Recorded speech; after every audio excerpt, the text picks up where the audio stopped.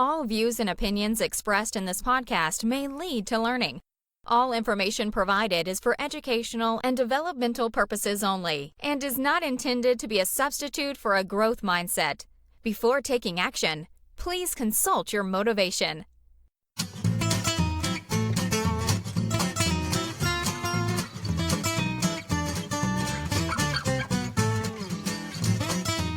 Welcome to Teacher Talking Time, brought to you by Learn Your English. Learn Your English is a company that is changing the way people study, learn, and teach languages. Learn Your English offers students and teachers strategies to effectively develop their abilities and skills in their own time. Bringing you the latest in English language learning and teaching, Teacher Talking Time explores all angles for teachers and students alike. Got a question? Comment? A story to share? Send us an email at info@learnyourenglish.com. This is the Teacher Talking Time podcast.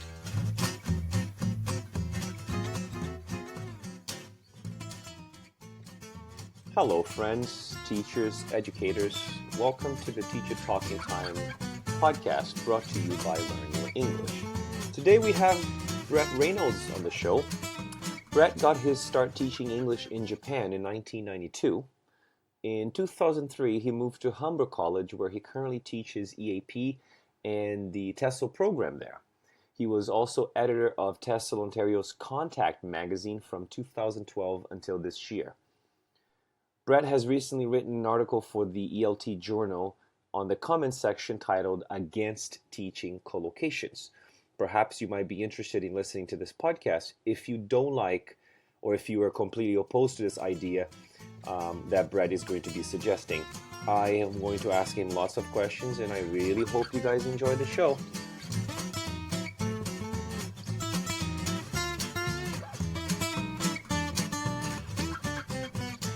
Hey out there, I'm Rocio from El Salvador. This is Teacher Talking Time, the Learn Your English podcast.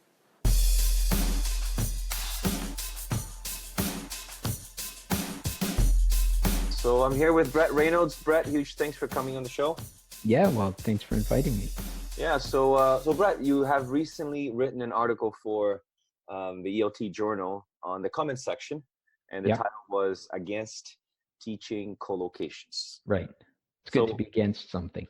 Yes. Would you describe yourself as the kind of person who's usually swimming against the tide? I suppose my colleagues might describe me that way. Yeah. I think that's probably fair. Not entirely. I mean,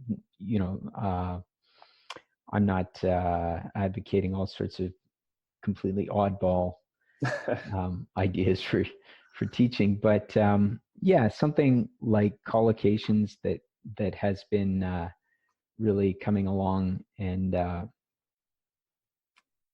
taking over the field. I like to sort of look at that and say, is that really a good move to make? And I guess I'm happy to push against something that's coming out. I mean, I'm not some sort of rebel or anything, but yeah. Well, perhaps just to comment on what you just said, I like the fact that you add this critical voice to the industry in Canada, and I think that's one of the reasons why I wanted to have you on the podcast. So perhaps we could start off by talking a little bit about the genesis of the article. What inspired you to write such what some colleagues would describe as a controversial piece? Mm-hmm. Mm-hmm. Well, I mean, the maybe the anti-genesis goes way back. When Michael Lewis was publishing his stuff about the lexical approach, I was eating it up. I loved it. I read it. I thought it was fantastic. It looked different. It looked new. And every time he had a new book out, I would go, and I was living in Japan at the time. And there's this bookstore there called Kinokuniya, which the one in Shinjuku is this 6th floor massive bookstore, And one floor is pretty much dedicated to English books, and one section of that was English language teaching materials and research materials. And I couldn't really afford to buy these, $60 books at the time. But in Japan, they have this cultural acceptance of something they call tachiyomi. Tachi means standing, and yomi means reading. So stand and read. and now you go into Starbucks and you can sit down there, or I'm sorry, you go into Chapters and you can sit down there and have a Starbucks coffee and read. But in the early 90s, if you sat there and read a book in the bookstore, you'd get really dirty looks. You probably get arrested or something. But in Japan, I would go to the bookstore and I would just stand there for hours and read Michael Lewis or the Cambridge Applied Linguistics books or whatever was coming out, and really look forward to these things coming out. And I guess at the time, I was really looking for some good data from my classroom, because I was teaching in a high school then. Mm-hmm. And many of the collocations and things that he was talking about, his focus was really teaching business people in Europe. And so teaching Japanese high school students was a different set of collocations, that kind of thing. And I don't remember when I first got access to the British National Corpus, but it was after I left Japan that Mark Davies put the COCA out, and started getting access to these things and looking at how frequent these collocations really were. And I guess that sort of put the question into my mind, because I was coming up with these collocations that Lewis was suggesting that were, happening less than once in a million words. And so at that point, I sort of started thinking, well, is this really going to be all that useful for my learners, I suppose? So it really started out from more of a frequency and pure utility point of view. Okay. One of the first things you mentioned in the article, I think you based your argument a little bit on, I think you go back to like the 80s with Yorio, who mentions, I think she suggests that most of the idioms that we're currently teaching our students are in fact unnecessary. Yeah. So again, just to make sure that we're on the same wavelength here when it comes to idioms, how would you define an idiom? Like, what's your definition of an idiom? I think a pretty conventional definition. I haven't spent a lot of time thinking about how exactly I would define it, but a set of words with limited or no variability in the words, where the meaning of the set of words really isn't accessible from any of the individual words themselves. Right. I was, thinking about what, especially that specific argument by Yorio. I do agree with you that most idioms that we teach are in fact unnecessary, such as, it's raining cats and dogs, which, by the way, is one of those idioms that I've probably only heard one person actually using it. It was like my mother-in-law, who is, in her late 60s. And your definition of idioms is I would say good. But what I'm thinking now is, of course, we have an aspect of idioms that I find is somewhat useful for students, is the idea that language is literal and also metaphorical. And a lot of idioms, I don't see them only as those fixed phrases that cannot change, like two heads are better than one. But I'm also thinking about let's expand this metaphor, this definition to language that can be used in a non-literal way. For example, the verb catch, for instance. You can say, this weekend I went fishing, but I caught nothing. So that's the literal meaning. Yeah. But then we have yesterday I caught the bus because my car wouldn't start. Yeah. You know, for example, Brett caught my attention when he wrote this this article. Can you wait? I need to catch my breath. So we have all these metaphorical uses of a word, which I believe are often more common than the literal ones. So would that be, in your opinion, would that be a useful way of teachers, or something that teachers should spend more time dealing with rather than just teaching those archaic idiomatic expressions or idioms?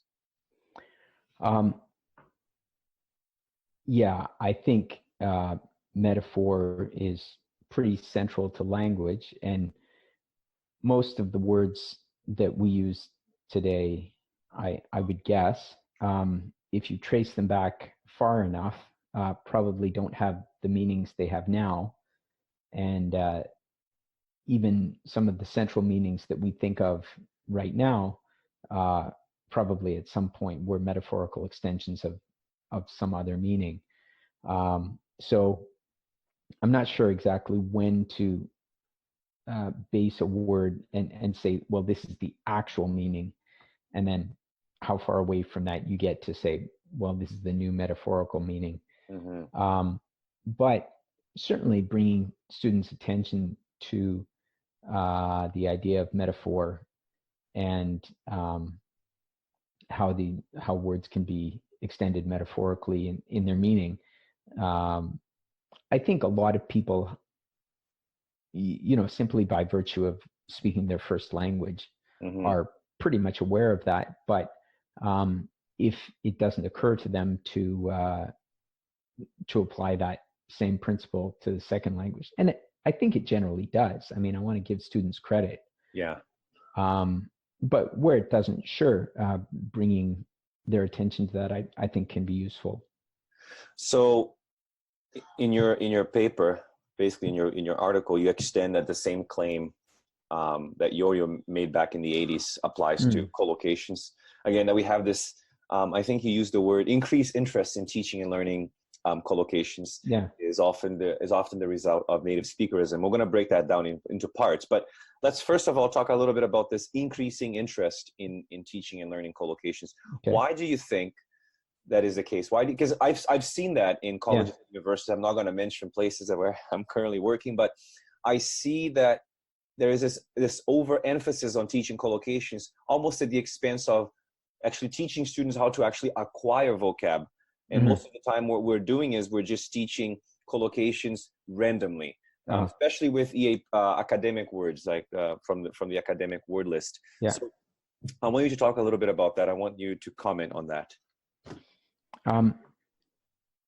Well, I mean, I haven't done the anthropology on this, so I would be speculating. But looking just at myself, as I said, when Michael Lewis's books were coming out in the 90s, I thought they were pretty exciting. They were. It was really different from what I'd seen before, and it seemed new. And he was such an engaging writer. I agree. He had a really strong voice, and he wasn't afraid to pull punches. Especially in the English verb, I would say. The English verb to me is just, it's a slap on the face. Yeah, yeah. And I remember one of his books, he was saying, I don't have a list of references because I just find that academically pretentious, and I don't go in for that, and, that kind of thing. So, yeah, and I was in my 20s, and I was looking for some way to stand out and be different. I was working in Japan at the time. And I mean, obviously, this explanation has gone a little off the tracks from your general comment. Why do people in general do this? Okay, but we'll come back. I was working in general in Japan, and feeling really like Japan wanted me to conform, and I didn't want to conform. And so conform to what? Conform to? Well, I mean, there were ministry textbooks, and there were sort of ways that I was teaching in a high school, and there were ways that the Japanese teachers were teaching, and yeah, sort of don't rock the boat. Just go ahead with whatever we're doing. Follow along, and things will be fine. And I think a lot of people probably felt that this was a new idea, that it was exciting, and it was worth trying out. But I think, yeah, the force of Lewis's writing probably had something to do with it. And then just sort of the rise of vocabulary and Paul Nation's work and that kind of thing. And although I don't think Paul really spent all that much time talking about collocations, he really brought vocabulary to the fore. And he himself is such a he doesn't have the same oomph that Lewis has, but he's just so helpful and thoughtful and useful and practical. And so I think certainly there were a number of personalities that, at least in my case, pushed my interest in collocations. And then I guess the access to corpus data, because as I say, in the early 90s, really I didn't have access to a corpus. And then as the Brigham Young corpora became available and more web-based corpora became available, and some CDs, I remember ordering the British National Corpus on CD-ROM. Oh, wow. Nobody uses those anymore. So then, people started to get access to the data, and I think that probably drove it. So to a certain extent, I think it might have been a technology looking for a need rather than a need looking for a technology. It's very interesting. So I think now that collocation to me has become a fashionable trend as well. Everyone wants to teach collocations but I feel like very few people understand the underlying principles of what it means to really teach collocations. One of the things you mentioned is that when the teacher is the one imposing the collocations on the students, or like as you said earlier, teaching collocations that are not highly frequent, you described that as native speakerism. So before we jump into that, can you explain to our listeners what you mean by native speakerism? Well, I'm, in some of your earlier podcasts, this has come up. You had one, I forget, Marek. Yeah, Marek. Yeah. Who has an association for non-native speaker teachers, and obviously, from an employment standpoint, it's difficult for people who are so-called non-native speaker teachers to get employed. But I think historically and even today, most of the models that we see in language textbooks and in language teaching materials are, if not actually native speakers of English, then certainly are aiming at being native speakers of English. They may be somewhat fictional, but that's really set as the target, as the goal. And I think many people probably today are rethinking this. But I think as a young teacher, certainly, it didn't occur to me that there would be anything else. When I was even when I started at Humber, which was 2003, I don't think that I would have presented audio recordings or texts that where obviously heavily German accented or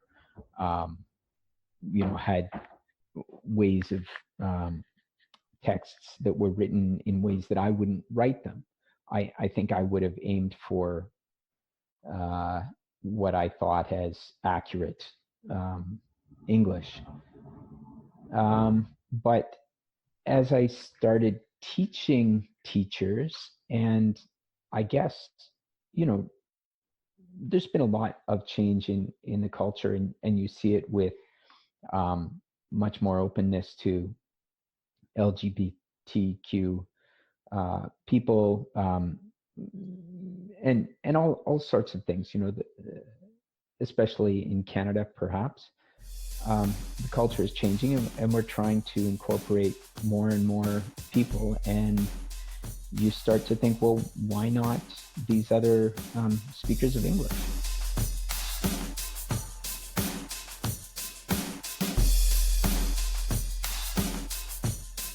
Let's take a quick break. We'll be right back. Hello, friends. This episode of Teacher Talking Time is brought to you by English Central. English Central is by far one of the best source for textbooks and resources in ELT.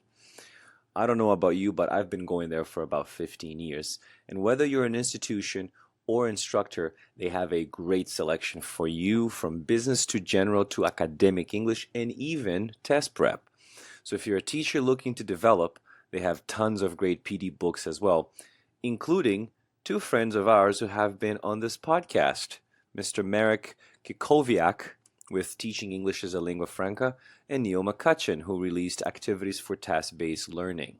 Check out the English Central online at englishcentral.net, or if you're in Toronto, they're right at Yonge and St. Clair Avenue. Talk to Nicole.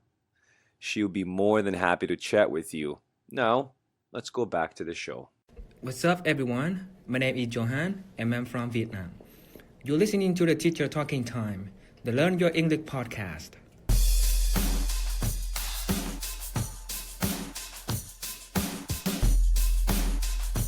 There's been a lot of change in the culture, and you see it with much more openness to LGBTQ people, and all sorts of things, especially in Canada, perhaps. The culture is changing, and we're trying to incorporate more and more people, and you start to think, well, why not these other speakers of English? Right. I think my question would be if again, my models were always very proficient speakers of English, never really a native speaker, because I think it's, as you mentioned, I think it's an unrealistic expectation for our students to have. I still see a lot of that happening with companies that are constantly thinking about hiring only native speakers of English, students who constantly tell you that they want to improve their pronunciation because they want to sound more like a native speaker. So this whole idea of native speakerism is, as you said, is really growing, and I think people are becoming more aware. That culture has changed, the world is changing, everything is evolving. So my question to you then is this, Brett: if the native speaker is not the model for the student, what would the model be then? Well, when I present texts to my EAP students at Humber, often if I'm teaching a high level, our exit level is level 8. So if I'm teaching level 8 students, I will include some lectures by a Swedish speaker of English or an Israeli speaker of English. And these are lectures that are available on the internet and have been watched by millions of people.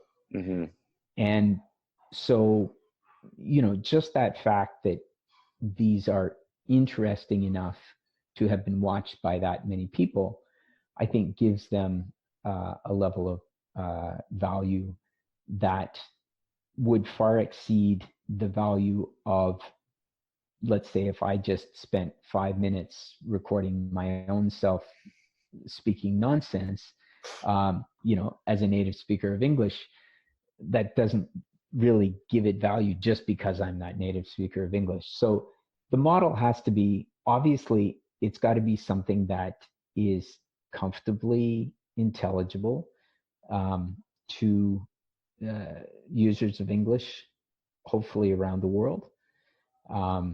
If you're struggling to make it out, I don't think that's what we want to be presenting to our students. But if it doesn't sound like me in terms of the accent, or if it doesn't use exactly the same grammar as I do, or the same collocations, that's fine with me. Okay. So that's a model that we could use for listening. So you mentioned that you're teaching an AP class. What would be a good model for students in terms of their writing competency? Would it be a highly proficient student? Model in terms of writing. So you mean what should they would read, or something when I'm marking their writing? Or when you're marking their writing, do you have some sort of expectations in terms of what their writing should be? At what level? I think my question to you is, what's the standard? Like, how do you standardize? Like, this is an acceptable piece of writing. And I'm asking this question actually because I myself look at my students' writing, and I find that I spend less time correcting their grammar, more time focusing on the organization of their ideas, the theme and the rhyme, the flow of ideas, the cohesion, more the cohesion and the coherence, but not so much just correcting their grammar mistakes or their spelling mistakes.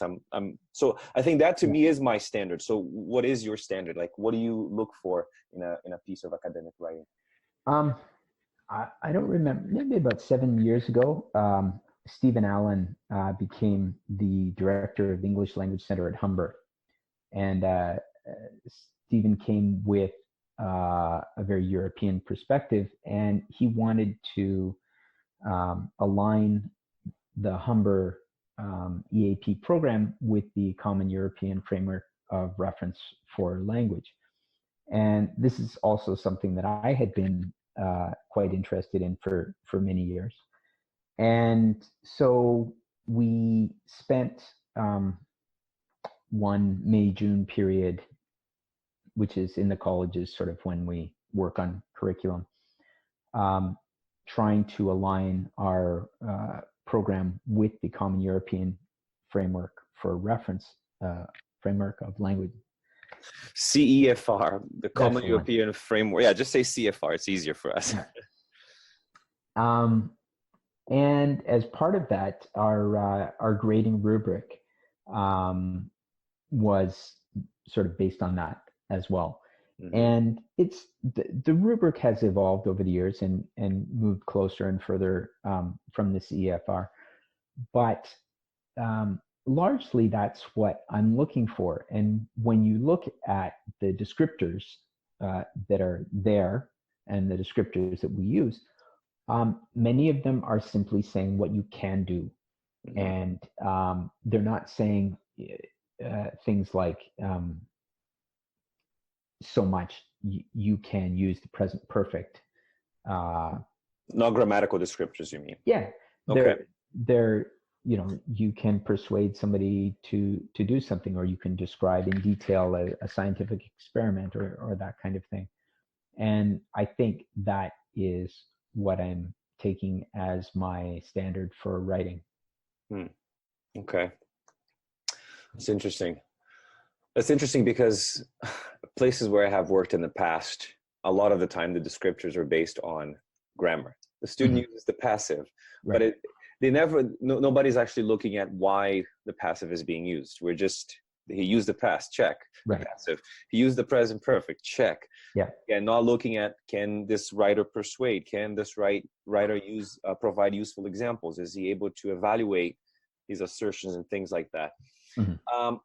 Just to go back, so you also teach a TESOL program at Humber. That's right. And my question now is, you cite I don't know if I'm going to pronounce this person's last name correct. Nesselhauf. I guess I'm going to. here. Sounds good.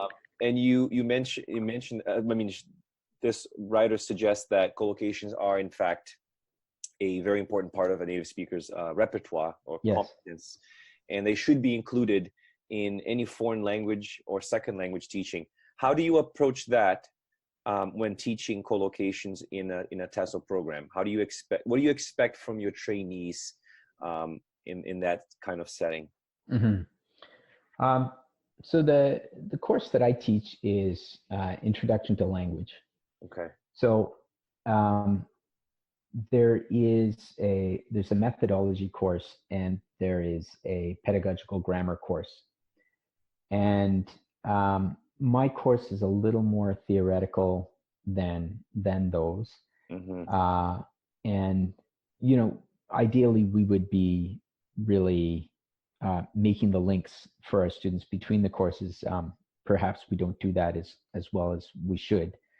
But in my course, one of the things that I'm trying to get across to them is that frequency matters.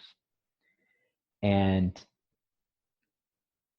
inevitably, an individual word will occur more frequently than that word in a collocation.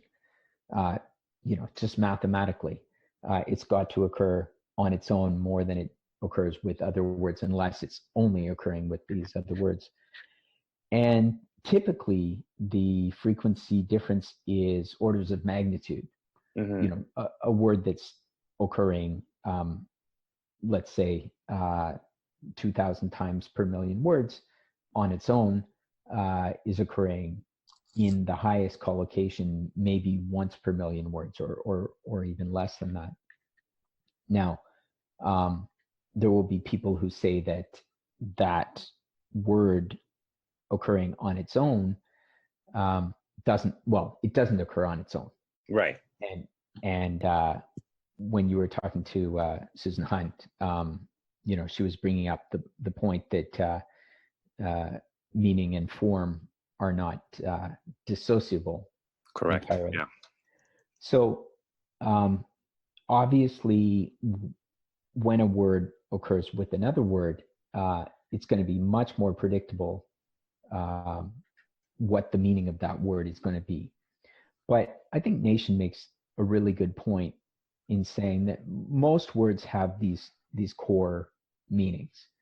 And you know, when you were asking about metaphor earlier, that metaphor extends out of a core. And so there's a relationship to the core. And so often, if you can get that core meaning across, then many of the other meanings will be much more accessible, I think. So I'm trying to get my students to think about how much value teaching or learning any given word is going to have. I certainly point out collocations, and I show them the COCA online, and I get them to think about some word pairs that they think are really highly associated, and then do a search for the collocation to see how frequent they are.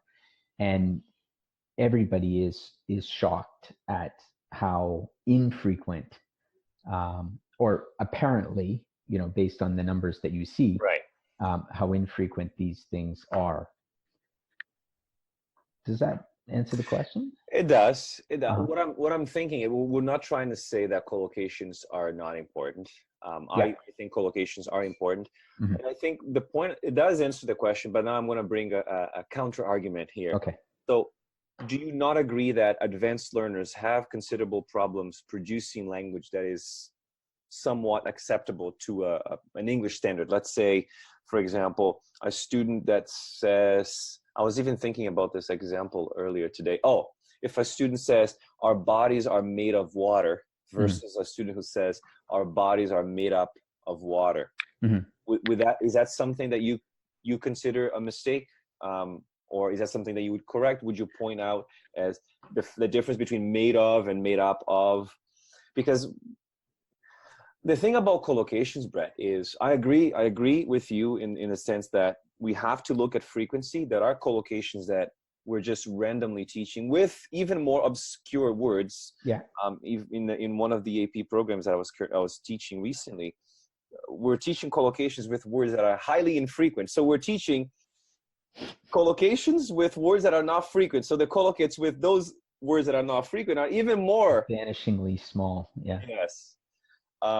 So that would be the question. So because again, when a student doesn't know how to express meaning using two words, they would say 5 or 7, or like an example of that would be a student who says something like, "Oh, Leo, I bought a book, but it's not a new book. It's a newer version of a book that I bought last year." So instead of saying an updated version of that book, wouldn't collocations be helpful in producing or in creating this perhaps illusion of fluency? Illusion, I think, might be a good word there. When my TESOL students ask me that kind of thing, typically what I say is, let's go to the data. So let's pull up the corpus and let's see what made of water versus made up of water, and does made of water always mean 100% H2O, or is it often used to mean, like humans, where we've got a lot of H2O in us, but we've got carbon and other things as well. And, to be honest, that particular one, I think if I heard that in speech, I think it would just go right by me. I mightn't pick it up. And I think especially if it were, my brother or some, so-called native speaker of English who said it. Proficient speaker. Let's call it proficient speaker. Let's move away from the native speaker then. Whereas if it had been an EAP student of mine who said it, perhaps I would think twice about it, but I don't think so. I think that one would go by me. If I saw it in writing, again, from an EAP student, I might take pause and think about what the student's trying to say and how successful they're being. But again, I think it's going to come down to, as a reader, is it comfortably comprehensible? Mm-hmm. And I think if somebody had said that, our bodies are made of water, I don't think any reasonable reader would take it to mean that we are 100% water. I think we would just infer the meaning. And so I think that would be, comfortably comprehensible. So if I understood this right, so you're basically saying that we should perhaps just empower students to use whatever language they have in order to get their message across, whether they're using the right collocate or not. That should be okay, like make a friend, do a friend, that kind of thing. So you're basically saying that we shouldn't be wasting students' time trying to teach them these rather obscure collocations, just so they can sound more like a native speaker of English. Yeah. And that's your argument with the whole native speakerism. So should there perhaps be a division in terms of teaching vocab, or perhaps collocations in this case, maybe teaching students to just notice collocations, or maybe collocations that are very important for receptive knowledge and collocations that are more used for production? Would that be like some sort of an alternative? Yeah, I think there is value in bringing students' attention to this idea of collocations, to the fact that collocations exist. I think in a program, you have to be careful about that, because it'll end up being one of these things where at every level, the next teacher is once again bringing their attention to this. And it's not such a hard concept. It doesn't really require constant reinforcement. But certainly, I think there's value in pointing it out. But having pointed it out, then I'm not going to spend a lot of time introducing specific collocations explicitly. What I will do is that if I'm working on vocabulary and coming up with example sentences, I will choose the example sentences with the very strong collocates with the target word. And everybody knows Wiktionary or Wikipedia. Yeah. I'm not sure as many people know that there is also a Wiktionary, and fewer still probably know that there is a simple English Wiktionary. Oh, I didn't know that. I'm going to link that on the podcast. Simple English Wiktionary. I didn't know that. Simple English Wiktionary. And I've been working on the Simple English Wiktionary since 2006. And as a writer as well? Are you writing for the Simple? I've made probably 16,000 edits on the Simple English Wiktionary. Most of the basic academic word list there I've put in, and nice. Example sentences there I've chosen where I have put the sentences in. I mean, other people work on it as well, but where I've put the sentences in, I've chosen the sentences to have the best collocates that they can. So I think when we're trying to exemplify something, including the collocates there is good and useful. But then taking the next step to say that, all right, so student, I want you to memorize this, or I expect you to use this. I don't think that's the right step to take. Okay, so what would be the best step? So, because we've been talking about, I don't want to focus too much on why teaching collocations is important, but what's important in teaching collocations. So that would be it then, just focusing on students noticing language, students. I think I don't know if what you're saying is this, but I like the idea of having students decide what is an important collocation for them. Like, this is something that I find useful and I would most likely use it, as opposed to, as you said, just testing them and expecting to see collocations in their production, either speaking or writing. Again, I think I might, if a student pulls out a collocation, so now this is my EAP students, not my TESOL students, but if a student pulls out a collocation or notices something and says, that's something I want to use, I think, again, I would, if I had some time, I would say, well, let's go to the data and see how frequent is that, how much time should you be spending thinking about how to use this or practicing it or something like that. And almost invariably, I think with my EAP students who are hopefully exiting our EAP program at the B2 plus level, I think that almost inevitably there are words that they don't know that would give them a better payback than the collocations that they don't know.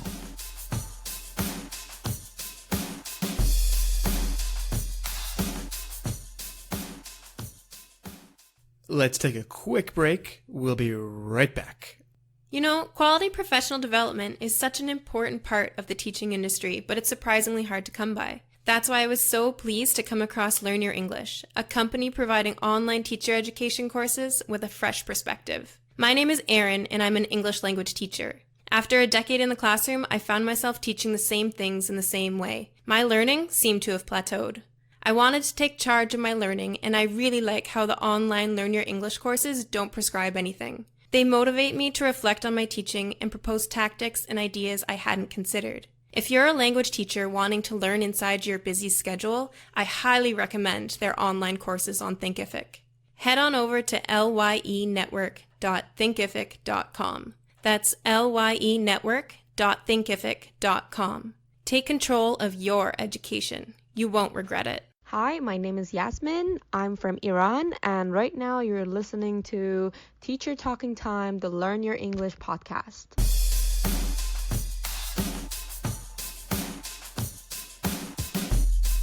Almost invariably, I think, with my EAP students who are hopefully exiting our EAP program at the B2 plus level, I think that almost inevitably there are words that they don't know that would give them a better payback than the collocations that they don't know, almost invariably. What would be a good example of that? Like a word like that?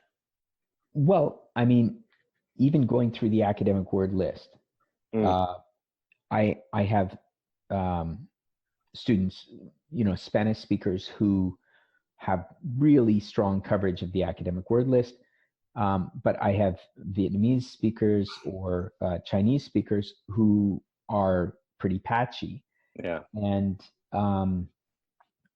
there's probably 300 or 400 words, maybe not that much, but maybe 200 or 300 words from the academic word list that I think would stand them in much better stead to learn than to learn almost any collocation. Okay. So when you mention the academic word list and these specific words, do you find that it's better to focus on receptive knowledge of those academic words or productive knowledge? Because I've seen programs where they basically focus more on the production of these words, which I am completely against, because a student that doesn't know the word exacerbate will probably mix it up with different words that have similar meaning and similar pronunciation. I've heard people interviewed on the radio do that. Yeah. This word, this is exasperating the problem. Yes. What happens is what I find with my students, especially the EAP, in the EAP segment, is they're constantly trying to write with these academic words. Yeah. And they end up with basically a piece of writing that is unintelligible, where I'm like, I don't understand what you're trying to say, because you're trying to use all these academic words and you have a very basic grasp of very general words. Yeah. So I think my question to you is, in your opinion, I have my own, for me, academic word list is receptive. Where do you stand on this issue? Yeah, I think that, again, for my students at a college, maybe at the exit level from EAP, any of those words that they can use, that's fantastic. But really, I'm trying to get them to the point where they can be successful in their first year of college. And a lot of that success is being able to do the reading and being able to listen to the lectures or the discussions with their peers and understand them. And if the more they can contribute, obviously the better. But if we're trying to keep them in EAP until they can contribute wonderfully and use all these words productively and everything, they'll be here for years. Yeah. And that's not what they want. Yeah, and that's true. So the last point you made in the paper was that, and I think you drew a parallel with teaching pronunciation, which again is something that I don't really believe in, getting students to sound more like a native speaker, when I agree with you, they should just focus on intelligibility. And you said that we should treat the learning and the teaching of collocations in the same vein, that we should be teaching them comfortably intelligible collocations rather than native-like ones. Yeah. What would be a good example of these comfortably intelligible collocations? Well, I think the one that you brought up earlier, our bodies are made of water versus made up of water. Some of the examples that Nesselhorf brings up, and these seem to be mostly prepositional collocations. But I think in one of your earlier podcasts, somebody was saying that you can say absolutely furious, but you can't say absolutely angry. Right. And, I wouldn't usually say absolutely angry unless I'm sort of contradicting somebody and saying, absolutely, I am angry. Right. But I don't think that if somebody said to me that they were absolutely angry, I don't think I could mistake their meaning. Huh. I should pull up that absolutely angry in terms of data here. Let me see if I can find it. Absolutely angry. I would say absolute anger. Yeah. But not absolutely angry. Yeah. I think the problem I have with collocations, Brett, is, again, you're talking about this idea of teaching them comfortably intelligible collocations, is where can teachers have access to them, especially when most materials for the language classroom are written by native speakers. So that's where we have a disconnect here. Most textbooks are written by native speakers. Mm-hmm. Teaching collocations that, again, I don't know how many of them are comfortably intelligible collocations, and there are very few books that actually teach or emphasize collocations. It's usually one section in a textbook with two verbs, do and make, or have and get, things like that. So what's your suggestion for us to address this issue when we don't have materials for teachers? To address mostly what I'm saying is let's not then. Okay.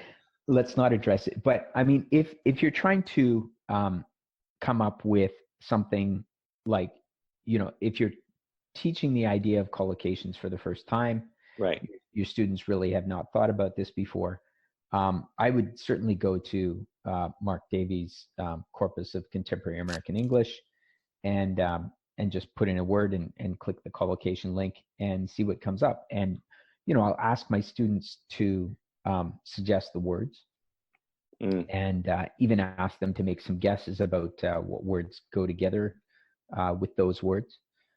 And then go in there and see what actually happens in the corpus. And, to a certain extent, that itself is a little bit of native speakerism, because when Davies put together the corpus, he tried to be careful to exclude so-called non-native speakers of English. Right. But then he's gone beyond that with the iWeb corpus and all these others, which happily include a broad swath of English users across the net. So if you want to know, like, if I want to know what would I probably say, introspection is useful to a certain extent, but I think Bacoca probably would help me get a better handle on that. And I use that in my own writing from time to time. Same. Not often, but from time to time. I think it's useful for students to see these patterns, but then we can move away from that and say again, but if you're going to say that, and if you happen to say it slightly differently than this, I'm good with that. Interesting. That's very interesting. I never thought about collocations from that perspective. I do see your point with the whole native speakerism. The funny thing about this is I had a Korean student, and I just remember that story when you were talking about collocations. She learned a lot of chunks of language. She learned most of her English through Friends, sitcoms, and all that. Okay. And she was my student, and I always emphasize this idea of noticing language and choosing whatever you think best represents the kind of English that you want to speak, and not really trying to impose on them anything. Yeah. But what was interesting about this specific student is that whenever she opened her mouth, you would think her English was at a C1 level, because she would always speak using these amazing chunks of language. You would think, wow, where did you learn to speak like that? Yeah. But then whenever she went out of her depth, or she was out of depth in some sort of conversation, you would notice that her English was actually quite, right. I would say A2 to B1. But it's amazing how in everyday English she was very fluid, because she was able to recall from memory all these highly useful, intelligible chunks of language, I should say. Yeah. Yeah. Yeah. My wife is Japanese, and she has this pronunciation of English that is remarkably almost North American. Okay. You can listen to her and you notice that she probably didn't grow up in North America, but right. She sounds quite North American.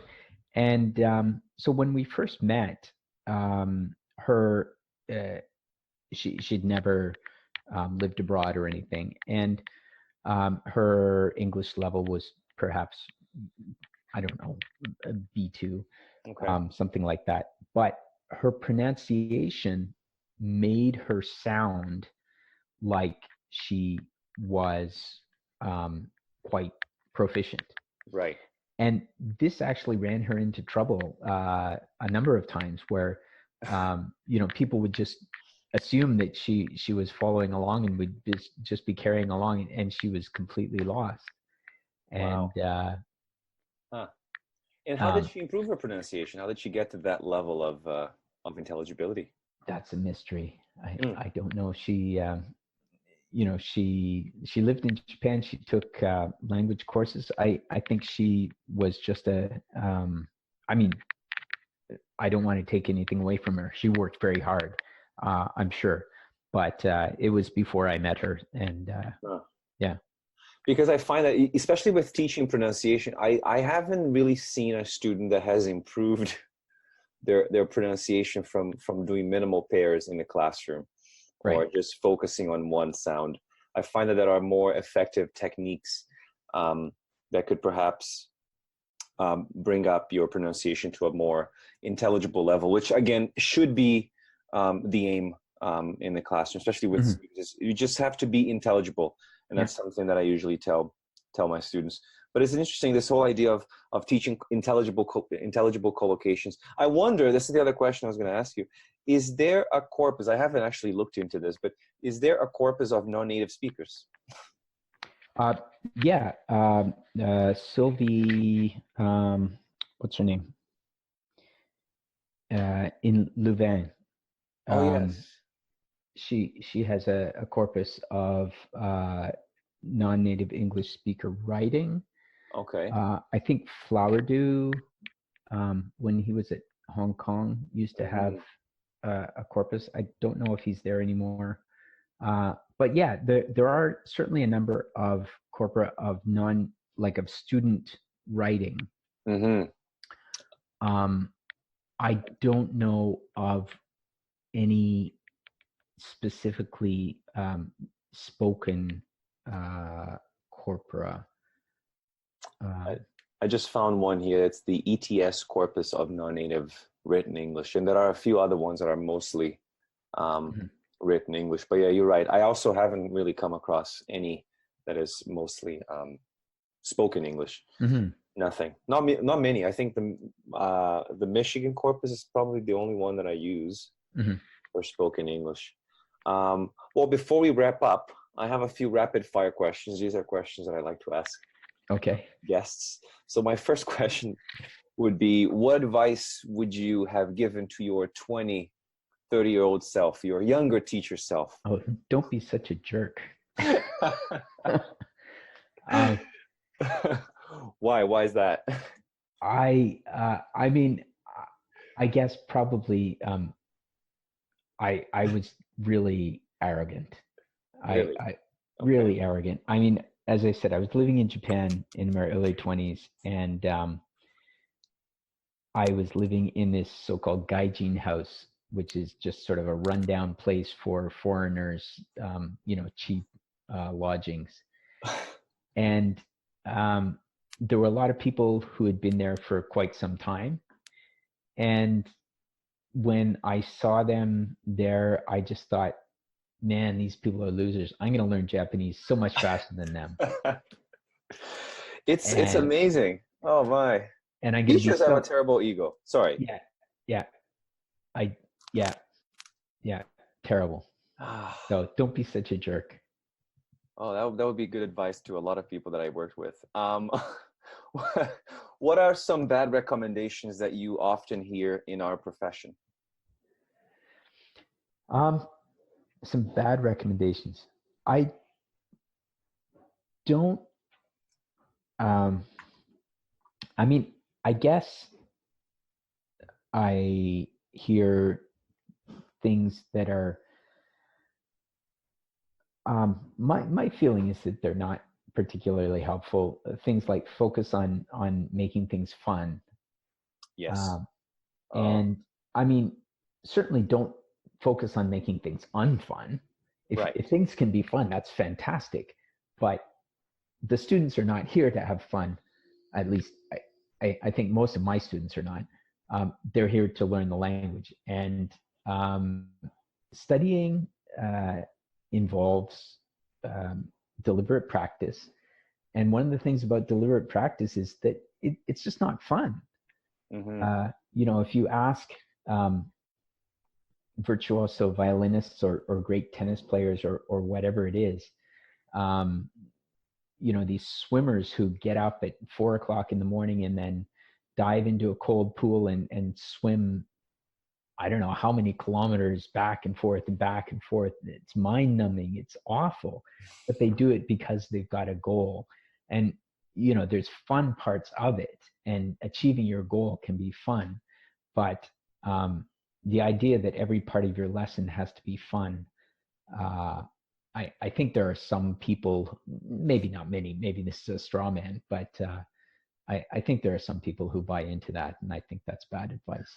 I still think that fun plays a huge role in lesson planning, in observations. And no, I'm completely with you on that. I usually tell my students, if you're really engaged in whatever we're doing in the classroom, you will be you will be having fun. You're what we call you're being induced to this state of what do they call flow? Yes. Oh, I'm really deep into the flow now. Fascinating stuff. My last question is a different one, but now it's looking at new teachers, especially because you work in a TESOL program. Yeah. What advice would you give to a smart, driven new teacher who's about to enter the classroom?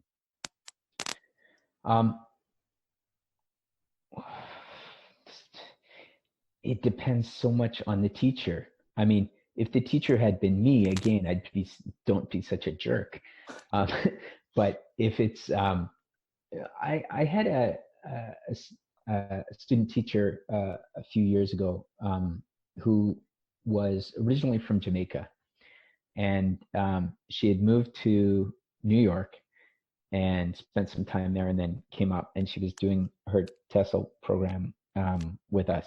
And she said that her accent when she moved to New York was really thick. And I said to her, what do you mean it was thick? What does thick mean? And she said, well, it was really hard for people to understand. And okay, hard for some people to understand, but why is that a thick accent? If I go to Jamaica, I don't have the accent that most Jamaicans use. Perhaps they wouldn't find me hard to understand because they've listened to Hollywood movies and this kind of thing. Not that I sound Hollywood at all, but yeah, I mean, the adjective thick is a really prejudicial adjective. And to apply that to oneself, I think means that you have been conditioned to think about, I guess basically native speakerism again.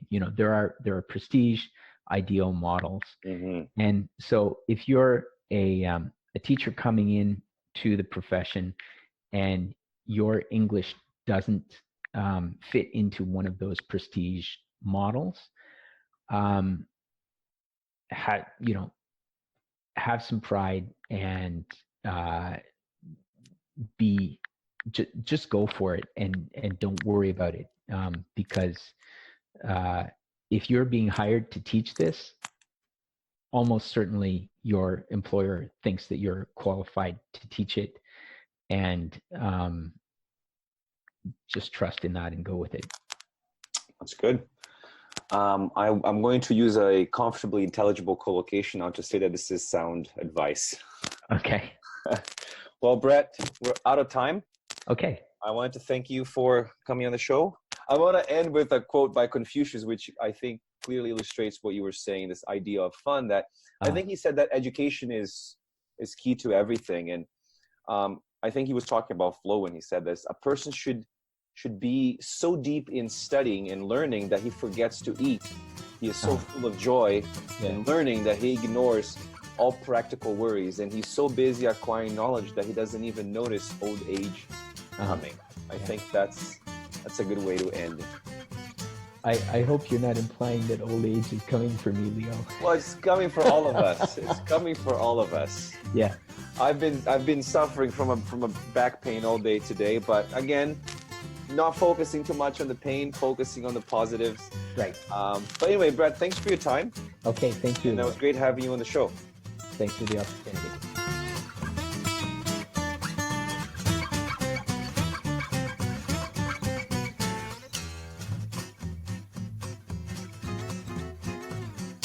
You've been listening to Teacher Talking Time, brought to you by Learn Your English. Ready to take control of your education? You're in the right place. Teaching, professional development, learning. Expand your world with Learn Your English.